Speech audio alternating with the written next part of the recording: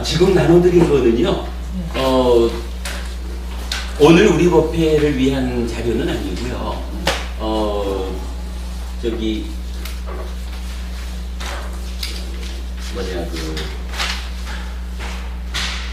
그러니까 두 장면, 그러니까 특별한 서술을 포함하는 경전들하고 제1차 결집에 대한 이해, 요 두 가지 자료는 우리 해피술법회 서울법회, 그러니까 오늘 저녁부터 시작하는 법회이죠.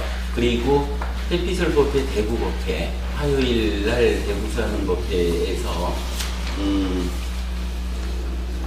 이제 맞지마 니까야를 중심으로 사부 니까야를 꿰는 공부를 시작했는데, 그 맞지마 니까야에 들어가기 이전에 경전 중에 보면은 그러니까 44번 무위상류다라는 하나의 주제에 속한 경전 빼고 나면 전체적으로 9개의 경전에서 특별한 서술이 나타나요. 그러니까 사실은 이 니카야에 속해 있는 경전이 수천 개란 말이에요. 뭐 분류하기에 따라서는 뭐 한 7천 개 이렇게 말하기도 하고, 분류에 따라서는 한 9천 개 이렇게 말하기도 하는데, 그 중에 요 43번 쌍유다 한 개를 빼고 나면 9개의 경전에서만 찾아지는 표현이 있어요. 뭐냐 하면, 비구들이요 항상 제자들의 이익을 기원하며 제자들을 연민하는 스승이 마땅히 해야 할 바를 이제 나는 연민으로 그대들에게 하였다. 비구들이여 여기 나무 밑이 있다. 여기 빈집들이 있다. 참선을 하라. 비구들이여 방일하지 마라. 나중에 후회하지 마라. 이것이 그대들에게 주는 나의 간곡한 당부이다. 요렇게 경전을 마무리하는 몇 개 경전이 있다는 거예요. 근데 제가 주목한 게, 부처님께서 45년 동안 얼마나 많은 경전을 설하셨어요. 제자들한테 많은 말씀을 하셨는데, 그 중에 제가 발견한 거로는 요 9개하고 하나 이상 있다. 여기에만 유독 부처님이 이게 나의 간곡한 당부다 라고 부처님이 당부하는 말씀이 실려 있는 거예요. 그래서 이제 기왕 경전 공부를 하자면 맞지마 니까야를 중심으로 순서대로 나가는 것도 중요하지만, 그 이전에 부처님이 특별히 당부하는 말씀이 담겨있는 요 경전들을 먼저 공부하고 갑시다 라고 해서 대구법회 그저께부터 시작을 한 거예요. 요 9개 경전을 먼저 공부하고 맞지마 니까야로 들어가겠다. 그래서 이제 그 뒷면에는 그 경전 중에 첫 번째로 업경이라는 경전이 있어요. 요거 이제 뭐 이전의 업, 새로운 업, 업의 소멸, 이런 말이 무엇냐라고 그 용어를 정의해 주는 경전인데, 이걸 보면은 이제 우리가 지금 공부하는 마음의 메커니즘으로 마음을 이해하는, 마음이 설명되는 요런 부분이 전제되지 않으면 사실은 부처님께서 간곡히 당부하는 것이다 이러면서 이것을 새로운 업이라 하고 이것을 이전의 업이라 한다. 업의 소멸이란 이런 것이다. 이래 말씀해 주시는 것을 알 수가 없는 거예요. 근데 우리가 다행히 마음 이야기를 이렇게 풀어놓고 나니까 이런 말씀이네. 대표적으로 우리가 지난주 공부하면서 왜 처음에 안이비설신의 색성향 비적법 하면서 육내입처하고 육근하고가 어떻게 다른지 이거 가지고 좀 어렵게 설명했잖아요. 그래서 내입처라는 것은 근이라는 거 위에 사실은 식, 안식, 이식, 비식, 설식, 신식, 의식 요런 식이 각각의 감각 기능하고 짝 맞춰진 상태, 요거를 감각 주관, 이래서 안이비설신의 내입처라고 한다. 요걸 우리가 설명을 해봤잖아요. 그 설명이 어려워가지고 사실 지난주 수업이 할 말을 다 못했지만, 그런데 그 부분을 설명하는 이야기가 사실은 요 경전에서 나타나요. 그러니까 이전의 업이란 무엇입니까? 라고 말씀하시면서 첫 마디가 눈 이러면 눈은 이전의 업이다 이렇게 부처님이 탁 정리해 주는 거예요.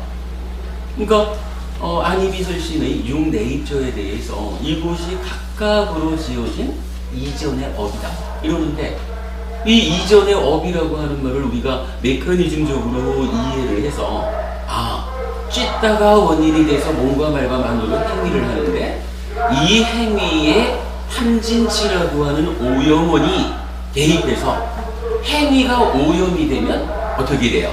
마치 찌꺼기를 남기듯이 식이 머문다라는 얘기를 했잖아요. 요 머문 식의 명색이 출현해서 지금 이 순간 삶의 결과로서 하나의 오온이 생겨나고, 기억하시죠? 요 하나의 오온이 생겨난 게 생겨난 대로 없어지는 게 아니잖아요. 이게 바로 이전 상태의 나인 오치원에 와서 쌓이고, 쌓이는 것을 통해서 오치원이 나를 바꾸잖아요. 그래서 우리가 말하기를 비유하자면 10조 개짜리의 요 알맹이의 쌓임이 나를 구성하고 있다 해도, 요게 한순간의 행위의 결과로 한 알갱이가 만들어져서 쌓이면 10조 하나 이렇게 되잖아.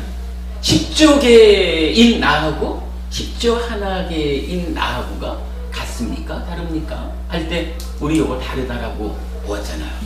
다르기 때문에 우리의 삶이 매 순간순간 변한다, 연기한다, 이런 이야기를 우리가 삶의 이야기의 큰 틀로 설명하고 있는데, 바로 그 부분에서 이 경전이 눈이라고 하는 것은 이전의 업이다.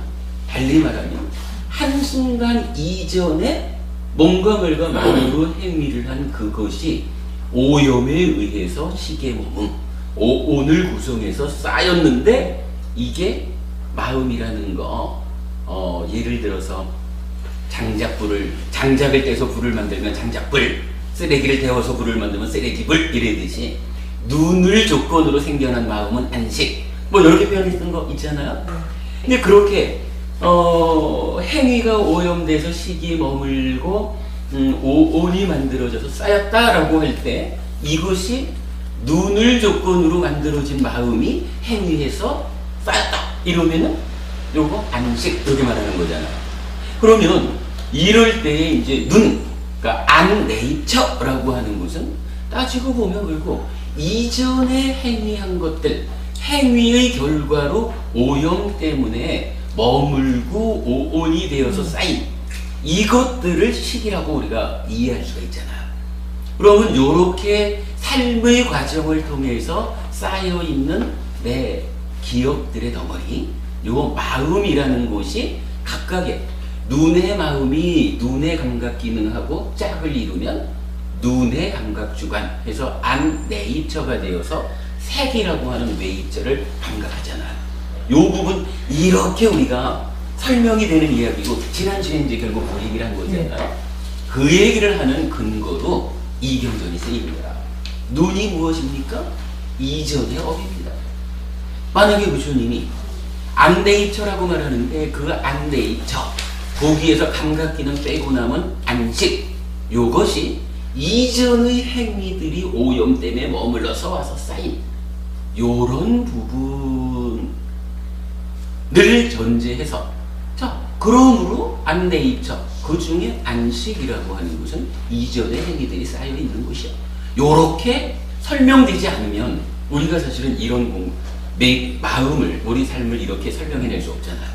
근데 부처님이 바로 그걸 정의해 주는 거예요. 눈이라는 거 이전의 업의 쌓임입니다. 바로 이런 메커니즘을 설명해 주는 거죠. 이게 이제 지난주에 이제 그저께 대부법회에서 이런 특별한 서술을 포함하는 경전들에 대한 공부의 시작으로 요 업경을 했는데, 요런 부분 우리가 지난주 수업에서 굉장히 어렵지만 시도해본 이런 설명이 이렇게 경전에 의해서 근거를 가지고 있다. 부처님은 이렇게 삶을 설명하는 아주 중요한 부분을 정의해주는 경전이니까 이렇게 말하는 거예요. 내가 제자들을 연민하는 스승으로서 연민의 마음으로 해야 되는 일을 했다. 그러니 그대들이 수행해라. 이게 나의 간곡한 당부다 라고 부처님이 말씀하시는 당부로서 당부를 담은 경전, 그러니까 우리가 경전 공부를 하자라고 하면서 결국 이런 당부를 담은 경전을 먼저 공부하는 필요가 있다. 그렇게 이제 설명이 될 수 있는 거죠.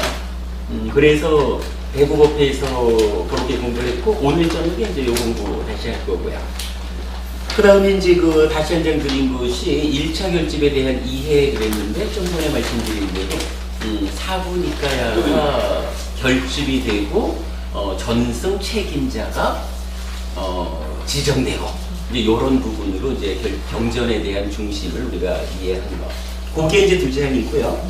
그 다음에 더 나눠드린 두 장은 부산법회에서 이제 1년 과정으로 불교 공부에 정말로 이것만큼은 모르면 안 됩니다 라고 하는 부분을 저는 기본기라고 표현을 하고 있는데, 그러니까 기초가 되는 공부, 쉬운 공부 이래서 기본기가 아니라, 불자라면 정말 이거 모르고 불자라고 할 수 없지 않습니까? 이런 이야기, 그런 이제 기본기라는 주제하고 이어서 불최상설법으로의 이 마음의 메커니즘을 중심으로 1년 과정을 공부할 건데, 이제 그 부산법회를 시작하면서 첫 번째 주제를 이렇게 잡은 거예요. 왜 지금 우리가 다양한 종교가 있는데도 불구하고 불교를 공부해야 됩니까? 그리고 불교 안에도 다양한 방향성이 제시되어 있는데, 그 가운데 왜 지금 우리는 근본 가르침을 공부해야 됩니까? 이 부분에 대해서 지난 3월 달에 제가 대구불교방송 무명을 밝히고 그 코너하고 이제 인터뷰한 문답을 가지고 그 문제에 대한 이제 답을 제공하는 설법을 했는데, 또 어저께 부산법회에서 나눠드리고 설법한 그 교재를 그냥 여러분 참고하시라고 드린 거예요. 요거 약간 지금 동영상이 좀 잘못됐긴 했는데, 다음 주 가서 그 동영상을 찾아올 수 있으면 동영상 올려드릴 건데, 여러분들 뭐 시간 되실 때 동영상하고 여기 같이 보시면은 사실은 이제 우리 공부의 방향을 정하는 아주 중요한 이야기가 담겨 있어요. 그렇게 참고하시라고 나눠드린 겁니다. 참고하시고요.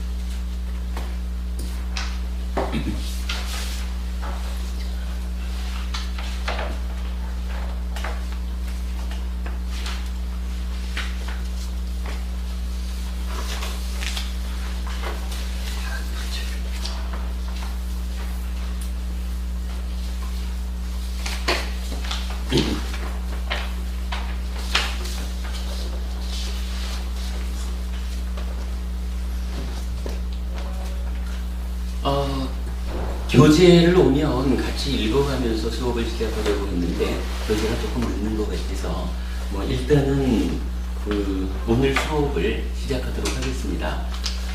안내를 드리자면, 원래는 요 마음 특강이 3주 계획으로 시작해서 지난주에 맞춰드렸어야 했는데, 제가 이 마음 특강을 이제 처음 하다 보니까 계획을 좀 잘못 잡은 것 같아요. 그래서 공부거리가 좀 더 있다라는 부분 때문에 오늘 한 주를 더 연장해서 마음이라는 것은 이런 메커니즘, 이렇게 생겨 있는데, 이 마음의 구조 때문에 생겨나는 삶의 문제들, 괴로움이죠.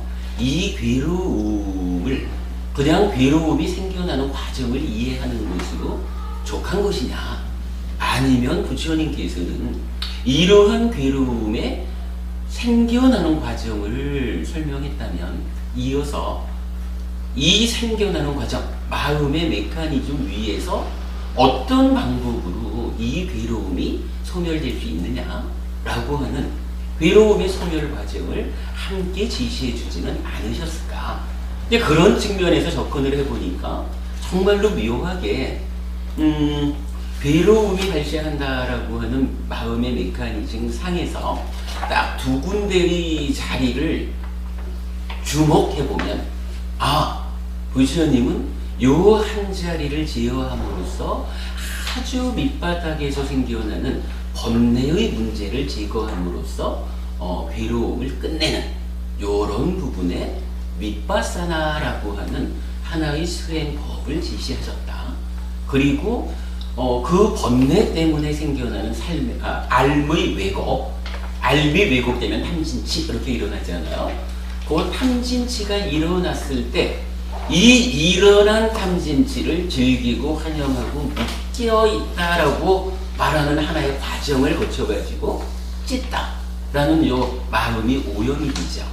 요 오염된 찢다를 뭐라고 하냐 하면 가래 이렇게 말한다는 얘기죠. 그래서 결국은 경전은 요 가래가 원인이 되어서 괴로움이 생겨난다 이렇게 말을 하는데, 참 또 유별나게도 공부의 과정에서 발견할 수 있는 게 요 생겨난 탐진치를 즐기고 환영하고 묶여있다라고 하는 하나의 과정, 요 과정에 의해서 찢다가 오염돼서 가래가 되는 요 부분을 주목해가지고 즐기고 환영하고 묶여있지 않으면 내면에서 비록 번뇌 때문에 탐진치가 일어났다고는 해도 일어난 탐진치가 마음을 오염시켜서 가래를 만들지 못하는구나 라는 탐진치의 문제하고 마음의 문제의 중간에 요걸 행이라고 말을 하거든요. 12연기에서 말하는 무명을 조건으로 행이 있고 행을 조건으로 식이 있고 이렇게 나가는 요 행이라고 부르는 요 자리를 주목할 수 있게 되는데, 부처님은 바로 요거, 그러니까 처음에는 이제 번뇌를 소멸함으로써 괴로움의 문제를 끝장내버리는 윗바사나를 말하셨다면, 그 위의 단계에서 아직 윗바사나로서 마무리 짓지는 못했다 해도 일어난 탐진치가 찢다를 오염하지 못하게 그 행이라고 하는 부분을 제어해 줍니다. 결국은 탐진치가 일어났다 해도 그것 때문에 나의 찢다가 오염돼서 괴로움을 직접 만드는 가래로 바뀌지 못하게 막아낸다 하면 이것으로 인해 가지고 사실은 괴로움이라는 삶의 문제는 해결이 되잖아요. 그래서 이 부분을 주목해 가지고 즐기고 환영하고 묶여있다라는 이 부분을 해결하는 것. 그래서 즐기지 않고 환영하지 않고 묶여있지 않게 요렇게 진행되는 과정에 그 과정을 부처님은 설명하면서 그 과정을 이름 붙이기를 사마타 이렇게 붙여요. 이따가 이건 그림을 봐가면서 우리가 이야기를 하겠지만, 사실은 우리가 사마타 윗바사나라는 이야기를 많이 하지만 구체적으로 사마타가 뭔지 윗바사나가 무엇인지를 이해하지 못하고 있어요. 그러다 보니까 이제 막 공부를 시작하는 사람한테도 윗바사나 이렇게 말하는데, 사실 윗바사나는 공부의 끝에 가가지고 최종적으로 나의 내면에 있는 번뇌를 치유하는 과정이라. 사실은 요 과정을 통해서 부처님도 아라한을 이루는, 그래서 부처가 되는 요런 과정이 되는 거거든요. 시작하는 사람한테 윗바사나 하십시오 라고 하는 게 어쩌면 적절한 이야기가 아닐지도 모르죠. 그러면서 사실은 수행은 이렇게 사마타에 의해서 즐기지 않고 환영하지 않고 묶여있지 않게 되고, 그 수행의 과정에서 1차적인 완성 상태가 이루어지면 그 완성 상태를 딛고 서서 윗바사나에서 끝장내는 요렇게 이제 진행이 되는데, 문제는 요거 사마타라고 하는 이 수행법, 즐기지 않고 환영하지 않고 묶여있지 않으려면 이게 누구나 할 수 있느냐면 그러지를 못한 거예요. 즐기지 않고 환영하지 않고 묶여있지 않기 위한 준비 과정이 필요해요. 여러분 삼매라는 거 아시죠? 어떤 사람들은 삼매 없이도 깨달음으로 나아갈 수 있습니다. 삼매 없이도 윗바사나해서 깨달음으로 갑니다. 이렇게 주장하는 사람들도 있지만, 일단 니카야는 그렇게 말하지 않는 것 같아요. 사마타, 이제 즐기지 않고 환영하지 않고 묶여있지 않음으로써 찢다를 보호하는, 찢다를 탐진치로부터 독립시키는 이 일을 하기 위해서는 조건이 있다라는 거예요. 여실직견이라고 해서 무상고무화로 본다 있는 그대로 본다. 이렇게 말하는 건데, 일단은 있는 그대로 보는 일을 통해서 즐기지 않고 환영하지 않고 묶여있지 않는 사마타로 나아간다. 이렇게 설명을 하고, 요거 여실직견은 어떻게 가능합니까? 라고 말할 때 삼매가 필요하다. 삼매에 들면 여실직견하게 된다. 이렇게 표현을 하고 있다. 이런 경전 말씀에 의하면 사실은 삼매 없이 괴로움을 소멸하자라는 것은 부처님 얘기하고는 180도 떨어져 있는 거야. 이 부분 보아야 되는데, 하여간 오늘 한 2시간 정도에 걸쳐가지고 그 이야기를 이건 교재가 도착하는 대로 그림을 보아가면서 이렇게 설명을 드리려고 합니다. 그리고는 이제 제가 또 안내드리려고 하는 게 뭐냐 하면, 이 마음 특강을 오늘 한 주를 연장했음에도 불구하고 제가 한 주를 더 연장해야겠다를 하게 됐어요. 일단 이제 교재 보면 보시겠지만, 불교 공부의 과정에 굉장히 중요한 교리들이 나타나요. 그런데 이 교리가 마음 이야기를 토대로 삼지 않고 그냥 보면 사실은 그 의미를 몰라요. 대표적으로 제가 6가지를 정리해놨는데, 아직까지는 교재에 그냥 간략하게 소개하면서 그림으로만 나타냈어요. 다음 주 일주일 동안에 제가 그 6가지의 중요 교리들을 또 글로 옮겨가지고 나눠드리고, 한 달쯤 뒤에는 교재를 완전히 보완해가지고 새로 인쇄해서 또 다시 나눠드릴 건데, 그 부분, 예를 들어서 이런 게 있어요. 느낌 이러면 느낌을 분류하는 방법의 첫 번째가 2가지로 분류를 해요. 법부님, 저 뒷줄에 계신 법부님, 예, 지난주에 잘 못 오신 것 같아. 예, 졸업식이 있었어요. 예, 그래. 지난주에 가보니까 법부님 못 뵀어요. 법부님 그 느낌을 얘기하면 2가지로도 말하고 3가지로도 말하고 5가지, 6가지, 18가지, 그리고 36가지도 있던가? 그리고 108가지, 이렇게 다양하게 느낌을 분류하거든요. 그 중에 2가지로 분류하는 방법이 있는데 혹시 뭔지 아세요? 아직 공부 무력이죠. 그러시구나. 아비담마 법부님 혹시 아십니까? 느낌을 2가지로 분류하면? 아니요. 고락으로 분류하는 방법도 있는데, 그거는 고락, 불고불락, 락고 불고불락이라는 3개를 놓고, 사실은 락과 고밖에 없다. 불고불락이라고 하는 것은 높은 수행의 결과로 생겨나는 느낌이기 때문에 2가지만 보면 된다. 이런 측면이고, 아예 느낌을 2가지로 분류해서 나타나는 분류법이 있어요. 혹시 법부님 모르세요? 마음으로 느끼고 몸으로 느끼고. 그렇죠. 육체적 느낌, 정신적 느낌, 이렇게 분류하는 방법이에요.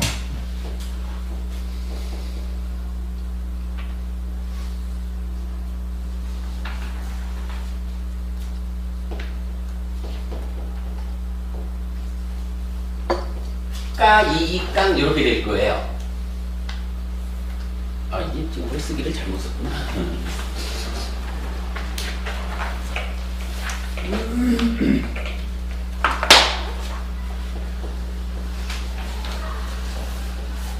까이깡 맞나? 까이깡 외다나 해가지고 요게 까야 그 몸 요 얘기죠. 그래서 육체적인 느낌 이렇게 표현을 하거든요. 육체적 느낌. 그리고 째따시까,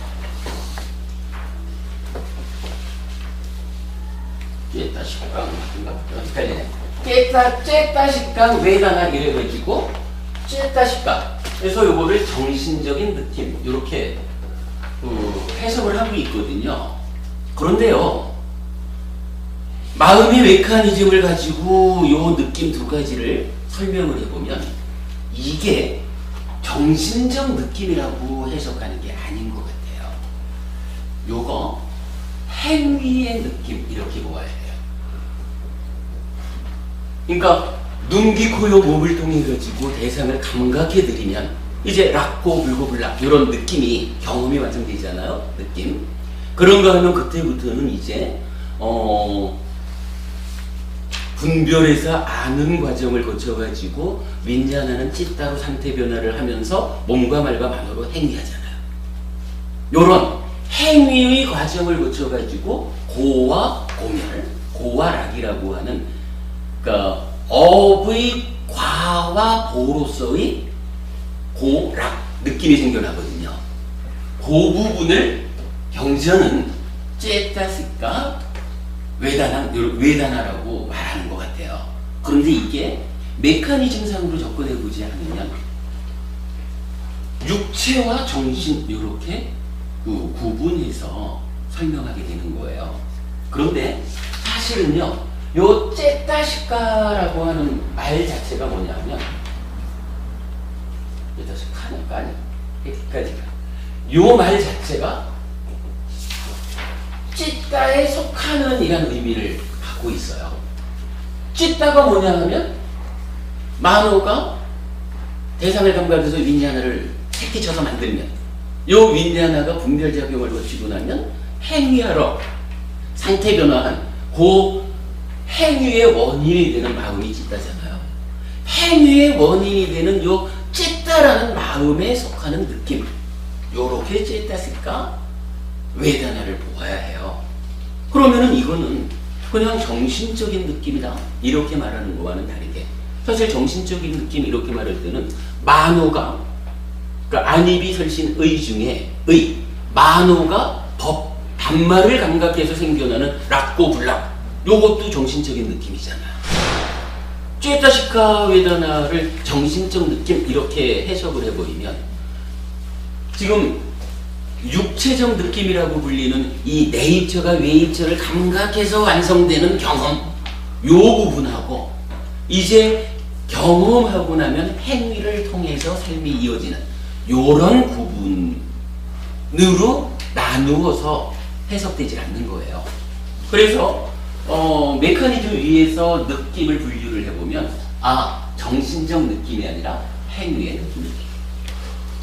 요거를 제가 이제 그 교재에 그림을 그려놓은 바에 의하면 이 육체적 느낌과 행위의 느낌으로 구분한 것과 관련해서 경전이 말하는 멋진 표현들이 몇 개 있어요. 첫째로 여러분 그 두 번째 화살을 맞지 마십시오 라는 얘기 들어보시죠? 두 번째 화살. 살다 보면 대상을 보고는 우와 좋은 거 아니면 아이고 싫은 거 뭐 이래가지고 육체적 느낌에서 괴로움을 만드는 요거 첫 번째 화살을 맞는 거거든요. 그런데 배우지 못한 사람은 첫 번째 화살을 맞아놓고는 아이고 힘들어 하고는 아픈데 빠져 있다 보면은 이어서 날라오는 두 번째 화살을 맞아가지고 더 큰 괴로움을 겪게 되거든요. 현명한 사람은 살다 보니까 화살을 맞았다 이러면 아차 화살을 맞았구나 또 다른 화살이 나를 향해 오고 있으라니까 라고 먼저 살펴본다는 거예요. 먼저 살펴보아가지고 두 번째 화살이 날아오면 일단 피해놓고 이 화살을 뽑아야 돼. 그래야 두 번째 화살이 주는 괴로움까지 겪질 않잖아요. 날아오지 않는구나 그러면 아이고 다행이다 하고는 뽑아야 돼요. 이렇게 경전이 첫 번째 화살에 이어서 두 번째 화살을 맞지 말라라는 이야기를 요거 행위의 느낌에서 괴로움을 만들지 말라 라고 알려주고 있거든요. 근데 이게 마음의 메커니즘 없이 그동안 우리가 해석하다 보니까 행위에 의한 이 부분에 주목하지 못하고 정신적 느낌 이러니까 본질을 잃어버린 거라. 경전은 또 여기서 비슷한 이야기로 무엇을 하느냐 하면 몸은 병들어도 마음은 병들지 마십시오 이런 이야기를 하셔요. 부처님 제자 중에 아주 신실한 제자가 있는데 늙었거든요. 누구나 늙기 마련이죠. 부처님 제가 이제 몸이 늙어가지고 부처님을 뵈러 오기도 힘들고 제자분들께 법을 전하기도 힘들고 부처님 저에게 한 말씀 들려주셔요. 이러니까 부처님이 그대가 늙어서 사는 과정을 거쳤기 때문에 몸은 늙었다 해도 몸이 늙어서 병들었다 해도 그대의 마음은 병들어서는 안 됩니다. 이래가지고 마음은 병들지 마시오 라고 말하거든요. 몸이 늙어가지고 병드는 거는 어쩔 수가 없는 거예요. 내가 우리가 계속 말하는 거지만 몸과 마음이 서로 조건 지어진 상태로 오치어린 내가 되니까 몸이 늙어가지고 고통을 겪는 거야. 어쩔 곳이 있습니까? 물론 건강관리를 잘 해야 되지만 그러나 찾아오는 거죠. 그러나 그때 아이고 병이 들었구나, 죽을 때가 됐나 봐 이러면서 아이고 나는 늙은이가 되었는 거야 이러면서 뒷방 늙은이로 물러나 앉아가지고 마음까지 같이 병들어 버리면 삶이 달라지잖아요. 부처님 그러시는 거예요. 몸이 늙어가지고 병드는 거야 어찌하겠느냐. 그러나 거기에 따라서 마음은 병들지 마십시오. 그대의 찢다가 원인이 되는 몸과 말과 만호의 행위, 찢다를 탐진치로부터 잘 관리하고 잘 제어하고 몸과 말의 행위를 바르게 지어야 합니다. 바르게 행위해야 합니다. 그러면 그렇게 몸 따라 병들지 않은 마음의 행위는 어떠한 느낌을 줍니까? 괴로움이 아니라 행복의 느낌을 줍니다. 이렇게 설명되는 거거든요. 요거 느낌을 정신적 느낌 이렇게 설명해가지고는 사실은 가르침의 본질이 드러나지 않는 거예요. 요거 한 가지 더 나가면은 지옥 이야기를 해요. 지옥 이야기를 하면서 이 첫 번째 느낌, 그러니까 경험을 통해서 락고 불고불락에서 괴로움이 생겨나죠. 이 괴로움이 생겨나는 상태를 우리가 잘 못 살아가면 부처님 뭐라고 표현하냐 하면 대열매 지옥이다. 그러니까 아주 뜨겁고 괴로운 지옥이다. 요 그 육체적 느낌에 해당하는 이 삶의 과정에서 겪어야 하는 괴로운 삶, 대열매 지옥 이렇게 말하는데, 이어가지고 제자가 부처님한테 묻거든요. 부처님, 그러면 대열매 지옥보다 더 크고 더 두려운 열매가 있습니까? 부처님, 있다. 대열매 지옥보다 더 크고 더 두려운 지옥이 있다 라고 하면서 그 더 크고 더 두려운 지옥의 내용으로 몸과 말과 만으로 행위하는 데서 탐진치의 오염에 의해서 행위를 잘못하면 만들어지는 결과가 있다. 이거 내 열매보다 더 크고 더 두려운 열매다 라고 해서 아주 그 얘기와 같은 거예요.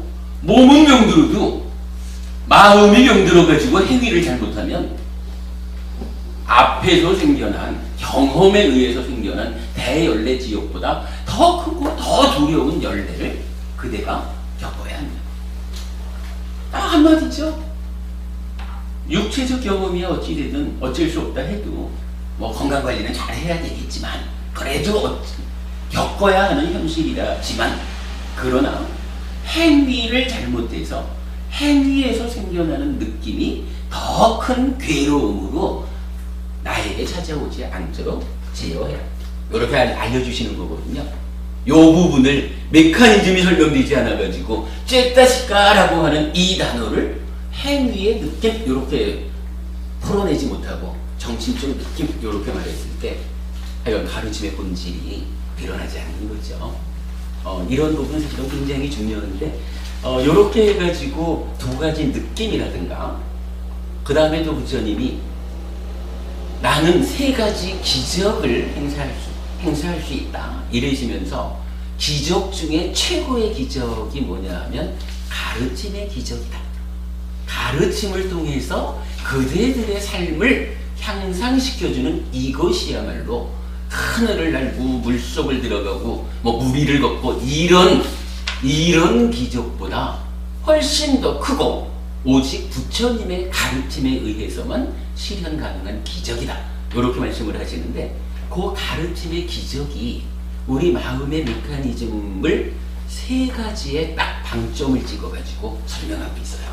요것도 마음이 설명되지 않으면 부처님이 말씀하시는 이 가르침의 기적이 무슨 얘기일까? 안 와닿는 거예요. 요거 지난번 주에 이제 해피hel퍼페이에서 아주 멋있게 풀어낸 적이 있는데 요것도 지금 이제 그림으로는 그려져 있고 이게 좀 이제 좀 보완하는 작업 필요해요. 그러니까 그런 문제 때문에 다음 주에 한번 더 그 과정 두 가지 느낌과 세 가지 가르침의 기적의 세 자리 그리고 네 가지 음식이라고 해가지고 또 중요한 교리가 있고 그 다음에 이제 우리 뭐 계속 말한 거지만 오온이 있잖아요. 조견 오온 개공 도일체고액 이래가지고 반야신경은 말을 하는데 오온이 공하다라고 비추어 보면 모든 괴로움에서 벗어날 것이야. 이렇게 뭐 물론 우리가 공부하는 경전은 아니지만 뭐 한국의 많은 불자들이 아는 그 반야신경이 그 부분을 말하는데 그럼 그런 거예요. 오온이 공한 줄만 알면 되지 뭐 이러는데 오온은 뭐죠? 오온이 공한 줄 알면 되는데 그 오온이 무엇입니까? 라고 물으면 아마 이제 여러분들은 오온이 무엇이라고 설명하실 수 있을 거예요. 그런데 대개의 공부 자리에서 이 오온이 구체적으로 무엇인지가 설명이 안 되는 거라. 그럴 수밖에 없어요. 오온이 마음의 메커니즘 가운데에서 물질의 영역, 여기서 말하는 수, 내적으로 개입하는 상, 이게 행위하는 행. 그래서 식이 머물러 가지고 쌓이는 식. 뭐 이런 메커니즘 안에서 오온이 설명되는 것을 보지 못하면 오온이 공한 것을 보면 된다라고 말하는데 오온이 뭔지를 몰라. 이런 상태에서 못 벗어나잖아요. 이 부분도 사실은 우리가 알아야 되거든요. 그리고 나면 이제 그 위에서 이제 12연기가 설명되는데 12연기를 두 단계로 말을 해요. 그러니까 10지연기가 있고 그 다음에 12연기로 얘기를 하는데 사실은 동일한 이야기인데 10지연기에서는 그냥 괴로움의 발생 과정을 일부 부분은 생략을 하고 탐진치에 오염된 찌딱 가래라는 것을 딱 전제해 놓고 가래를 중심으로 괴로움의 발생 과정을 설명하면 요게 10단계로 설명이 돼가지고 10지연기 이렇게 돼요. 근데 어떤 분들은 이 얘기를 뭐라고 하냐 하면 그러니까 아까 이제 법원님 말씀하셨지만 12연기가 이런 마음의 메커니즘이라고 하는 우리 삶의 현실 위에서 풀어지지 않다 보니까 이게 좀 추상적인 어떤 개념이 돼버리거든요. 10지연기를 설명하는데 3세 윤회를 하는데 전생 이야기는 빼고 금생의 이야기로 괴로움의 발생 과정을 설명한 것이 십지연기다. 요렇게 말하는 분이 있어요. 근데 사실은 그렇지 않거든요. 우리가 말하는 3세 윤회라는 것은 몸과 마음의 생존 기간의 불균형, 여기에서 3세 윤회는 설명이 되잖아요. 그냥 3세에 걸친 우리 삶의 이야기를 하는 가운데 요 찢다가 오염이 돼서 가래가 된다 하는 요 부분을 찢다가 어떻게 오염이 됩니까? 라는 부분은 좀 생략하고 오염된 상태의 찢다, 가래를 딱 꺼내 놓은 상태에서 괴로움의 발생 과정을 설명하면 십지연기라. 근데 사실은 가래가 가지하는 비중이 큰데 가래가 왜 생겨나느냐? 왜 청정한 찢다로 있지 못하고 오염된 가래가 되어서 괴로움을 만드느냐? 이 얘기를 보아야 되잖아요. 그래서 나의 내면에서 번뇌라고 하는 문제로부터 탐진치가 생겨나고 이 탐진치가 좀 전에 말씀드렸던 행, 즐기고 환영하고 묶여있다라고 하는 이 과정을 거쳐가지고 오염이 되어서 가래가 되는 이 과정을 설명해 줘야 사실은 우리 삶의 문제를 총체적으로 설명하는 게 되잖아요. 그렇게 말하면 12연기거든요. 그러니까 10지연기하고 12연기가 어떻게 차이가 있느냐 하는 것을 볼 수가 있는 거예요.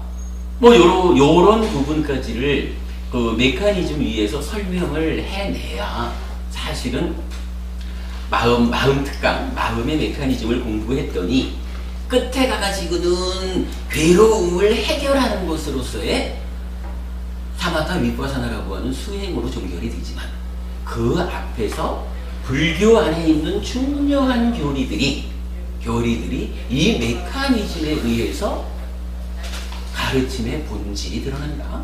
이 부분을 설명해야 되죠. 그래서 이건 제가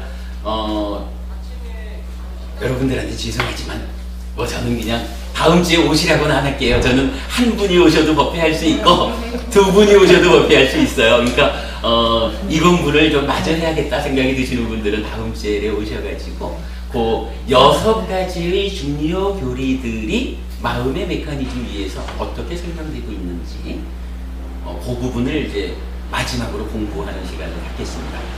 사실 이제 제가 몇 번의 이 업데이트 과정을 거치면서 12연기의 재해석이라는 표현을 쓰고 있는데 지금 말씀드린 그런 과정으로 이제 거의 그 12연기의 재해석에 그 틀을 갖추는 일은 이제 맞춘 것 같아요. 잠깐만요.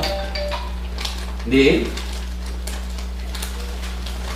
예. 안으로 지금 오토바이신가요?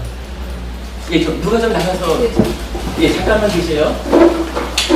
이쪽으로 들어오세요.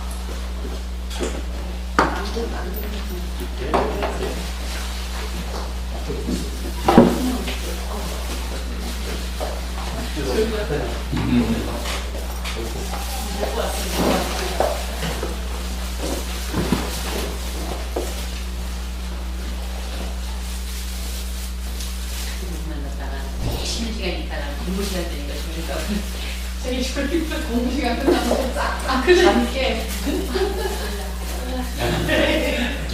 아까 주신 건 다 먹었지요.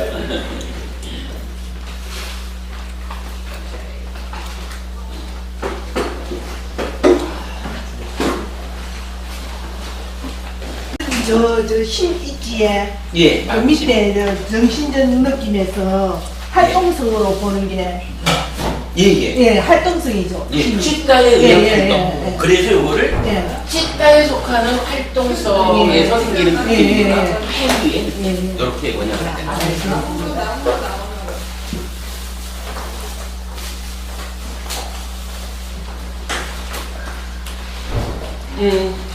이 교재를 일단 50권을 만들어 가지고 우리 나누고 대구하고 부산 법회 드리려고 했는데 가만 생각하니까 내일 그 다마스쿨에 오시는 고모님들한테도 선물해 드리면 좋을 것 같아요. 그래서 일단 이제 오늘 50부를 추가 주문을 하려고 그래요. 그리고 이제 한 달쯤이나 시간이 지나면 하여간 뭐 지금 말씀드린 것 같은 이런 내용들 다 보완을 해야 되잖아요. 그러니까 시간을 좀 가지고 천천히 보완을 해서 한 달쯤 후에는 한 200부 정도를 만들어서 일단 여러분 다 다시 나눠드리고 인터넷으로 공부하는 분들이 책을 달라는 분들이 계셔요. 예, 좀 나눠주세요. 예, 그렇게 이제 활용하려고 그래요.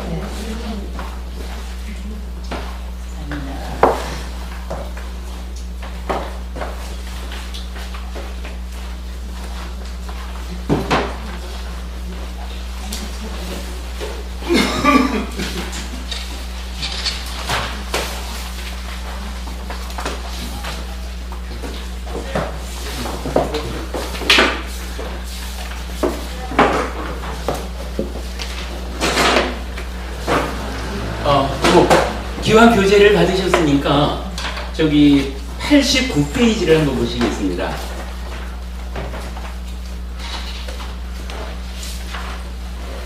(89페이지) 보시면 지금 막 말씀드린 우리 다음주 공부하자고 하는 거 마음의 메커니즘 위에서 알아보는 중요 교리들에서 첫 번째 2가지 느낌이 있거든요.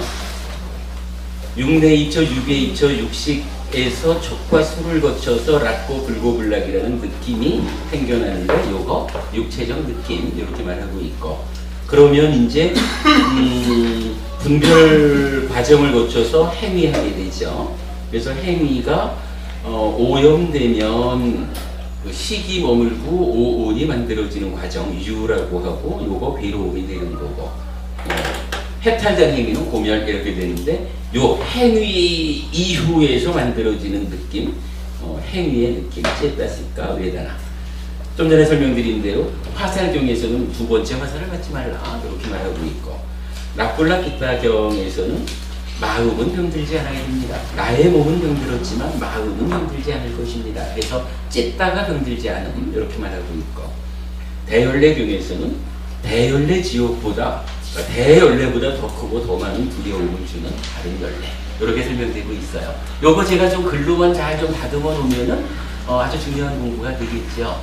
그리고 사실 아주 단순한 느낌 두 가지라고 하지만 사실은 부처님께서 우리한테 당부해 주시는 아주 중요한 삶의 기준을 여기서 우리가 찾을 수가 있거든요. 이런 부분 하여간 마음의 메커니즘이 다르게 공부해야 되고 그 다음 페이지 보시면은 이제 두 번째로 가르침의 기적이라는 부분 마음의 메커니즘의 요약된 그림 상태에서 1번 이렇게 윗닦아하고 이렇게 윗닦아 하지 마시오 라는 부분 2번 이렇게 자거이하고 이렇게 자거이하지 마시오 세 번째로 이것은 버리고 이것은 성취하여 머무시라고 뭐 이렇게 알려지는 가르침의 기적이 메커니즘 위에서 찾아지지 않으면 사실 이 가르침의 기적 무슨 말인지 알기가 어려워요. 그래서 이런 부분 찾아내는 거고 뭐 좀 넘어가 보면은 이제 네 가지 음식이라는 거 그려놨고 5온, 10지연기, 12연기까지 이렇게 나와 있어요. 네, 그거 참고하시고요. 자, 이제 본격적으로 오늘 공부를 들어가 보도록 하겠습니다.